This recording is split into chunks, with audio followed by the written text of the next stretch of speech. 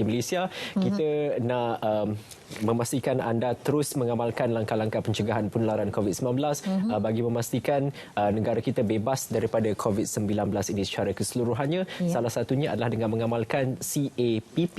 Ini penekanan yang ditekankan dalam kempen pembudayaan norma baharu. Kita nak tahu apa itu CAPP sebenarnya. Okey, secara amnya cegah, amal, patuh dan pantau. Jadi untuk pendengar lebih lanjut, kita bersama dengan tetamu-tetamu kita pada waktu ini. Kita perkenalkan iaitu kita bersama dengan Encik Sri Tharun Balakrishnan, Ketua Penolong Pengarah Kanan Bahagian Pendidikan Kesihatan Kementerian Kesihatan Malaysia, dan kita ada Cik Azman Abdul Rashid yang merupakan Ketua Penolong Pengarah Bahagian Pendidikan Kesihatan Kementerian Kesihatan Malaysia tentunya.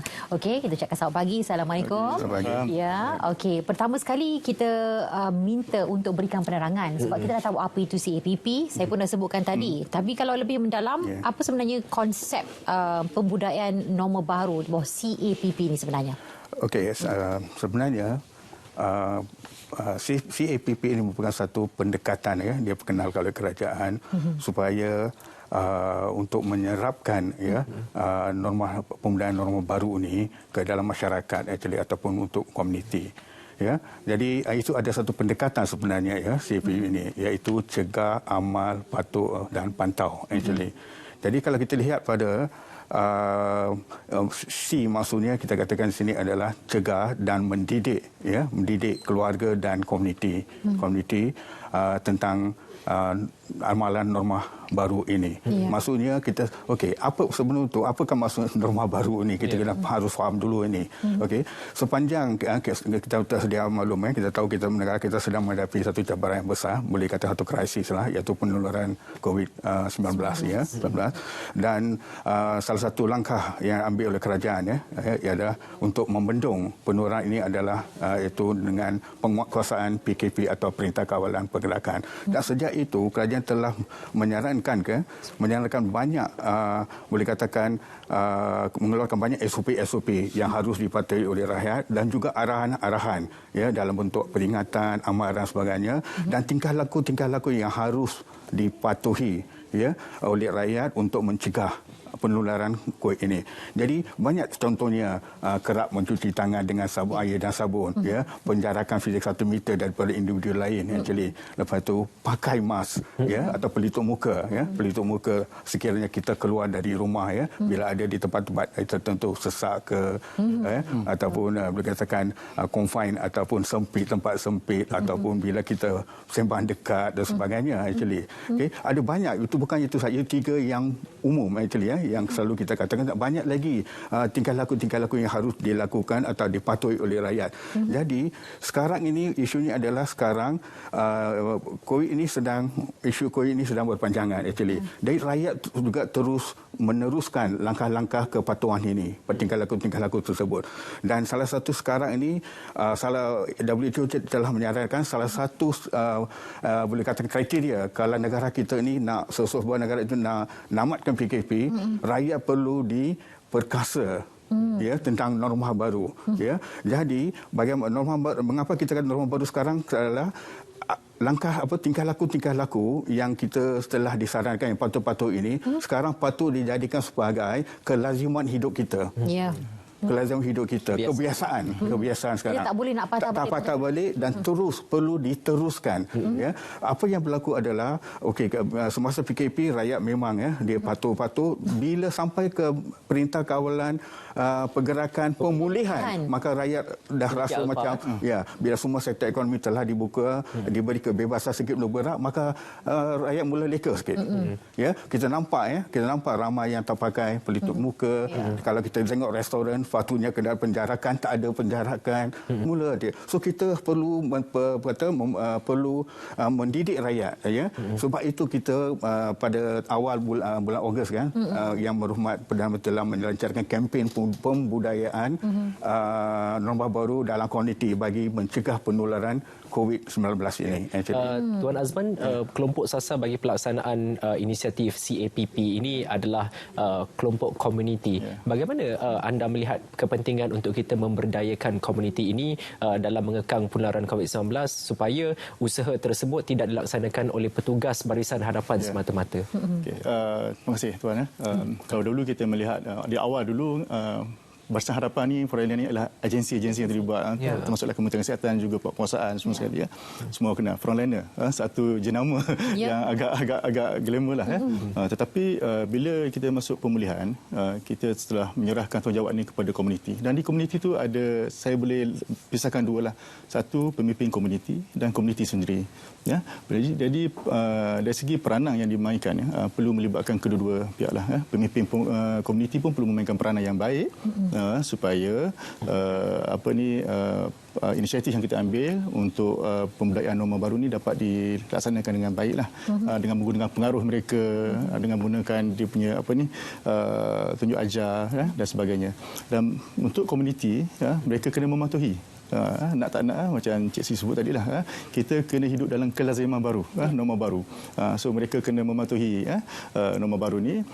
Sebagai contoh, mungkin kita nak pergi kerja kan, mungkin kita sekarang ni kena tengok ada tak pelitup muka kita di bawah, hand sanitizer ada tak. Lepas tu kita nak berkunjung, nak pergi sarapan, kita akan buat saringan suhu. Nak masuk ke pejabat pun kita buat saringan suhu. Dan kita menggunakan aplikasi yang baru, MySejahtera kan, semua sekali. Dan benda-benda itu adalah satu pendekatan yang digunakan untuk membentuk ataupun menjadikan komuniti di Malaysia ini supaya dia mematuhilah SOP dan juga kehidupan yang barulah. Ya, kelaziman baru ni dapat dibayangkan ia akan berterusan sampai bila sebenarnya.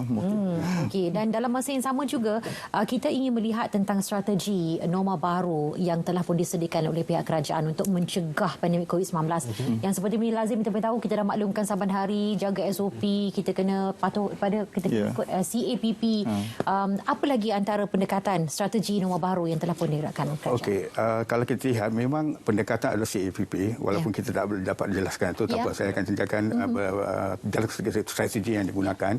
Ada 4 strategi yang sekarang telah digariskan, iaitu satu adalah dari segi kawalan sempadan, satu lagi adalah kawalan pergerakan, penjarakan fizikal. Walaupun kita penjarakan fizikal, tapi ada banyak dia punya tindakan-tindakan perlu kita ambil. Dan satu juga adalah perlindungan diri. Okay? Kalau kita lihat dari segi kawalan sempadan, maka satu adalah dari segi kawalan antarabangsa, iaitu saringan yang harus dilakukan di peringkat di pintu masuk antarabangsa. Ya? Dan tapi yang paling penting sekali adalah iaitu saringan di pintu masuk premis. Ya, bila saya katakan premis ini, saringan masuk di sini adalah saringan suhu dan gejala. Ya, gejala. Dan pada masa yang sama, satu lagi yang baru adalah sekarang ini adalah MySejahtera, di mana setiap orang harus turun MySejahtera, berdaftar dan menggunakannya di mana-mana mereka pergi. Jadi kalau kita pergi ke mana-mana premis ini, ada dia dipamerkan kod QR code tu. Dan rakyat patut menggunakan MySejahtera itu. Dan pada masa yang sama, itu adalah iaitu saringan di peringkat premis. Premis ini bukan premis pasar raya, semua tempat kerja, pasar raya, mana-mana saja. Gerai makanan, restoran harus laksanakan. Tapi apa yang kita nampak sekarang ini adalah ada yang scan tapi tak masuk dia punya detail dia. Hanya tunjuk-tunjuk saja actually. Lepas itu kalau mereka yang tak scan itu, bila dia ada buku pendaftaran, kita nampak kena tulis nama, nombor telefon dan sebagainya. Ya. Tapi kita tengok tu nama Superman, Batman sebagainya tu. Ada juga? Ada itu seperti itu. Ada yang tulisan macam cacing. Cacing tak nampak. Nombor telefon tak nampak. Jadi setiap apa yang kerajaan sarankan tu ada dia punya sebab dia. Sebab dia. Jadi kita harus bertanggungjawab. Ya, semasa PKP semua agensi bersepadu bertindak sebagai frontliner. Tapi masa pelancaran pemberian norma baru, Yang Amat Berhormat Perdana Menteri telah menyatakan satu kejadian penting itu, iaitu sekarang komuniti adalah frontliner. Cara-cara beginilah komuniti patut bertindak sebagai frontliner. Mereka patut bertanggungjawab, iaitu bila ada dia SOP dia kena patuh actually. Contohnya tempat di premis seperti saya katakan dulu, kalau pendaftaran kena tulis dia nombor telefon sebagainya. Sebab ada sebab dia actually. Sama juga dari segi kawalan pergerakan. Kalau kita kata kalau pergerakan, janganlah kita bergerak daripada, kalau katakan ada perintah kawalan pergerakan diperketatkan. Maksudnya di satu daerah satu mukim dia tak boleh keluar cross border. Tapi kalau janganlah kita bergerak engkar SOP tersebut. Itulah satu dari segi kawalan pergerakan. Tapi yang paling penting adalah penjarakan fizikal. Bila berkata penjarakan fizikal, kita harus di mana-mana kita berada harus memastikan kita ada penjarakan sekurang 1 meter daripada individu lain. Di mana-mana saja. Jangan bila ada PKP saja kita amalkan. Lepas tu kita balik pada biasa. Itu kita nak sebenarnya. Itu satu. Dan selain daripada itu di mana-mana saja, masa di ATM ke, mengambil duit ke atau sebagainya, kena amalkan benda itu, ya. Okey. Selain daripada itu, satu lagi yang selalu kita dengar adalah 3S. Ya, elakkan kawasan sempit, sesak, crowded places, sesak, kawasan sempit dan juga sembang dekat. Okey, bila dikata kawasan sesak, ya, kawasan sesak. Okey, bila kalau maksudnya janganlah kalau kerajaan kata jangan mengadakan perhimpunan-perhimpunan yang atau majlis-majlis perhimpunan yang melibatkan ramai di mana penjarakan tidak dapat diamalkan sebagainya. Kita tak patut. Tapi masih ada lagi masih ada juga itu. Ya, itu yang merisaukan actually, ya. Tuan Azman, tadi Tuan Sri dah berkongsi tentang SOP ketika di luar rumah. Bila kita bercakap tentang pembudayaan ini, sebenarnya kita kadang-kadang terlupa bahawa untuk memupuk budaya dan amalan perlu bermula daripada rumah sebenarnya. Kadang-kadang kita balik rumah pun selamba daripada luar jumpa ramai orang, misalnya ibu bapa, kita digalakkan untuk terus mandi, jangan bersentuhan dengan anak-anak, tapi kita terlupa tentang perkara-perkara tersebut. Budaya itu dari rumah. Kalau kita lihat budaya penjagaan kebersihan dan kesihatan ni memang dah ada sebelum ni sebenarnya. Cuma apabila berlaku COVID-19 ni, kita lebih menitik beratkan dah.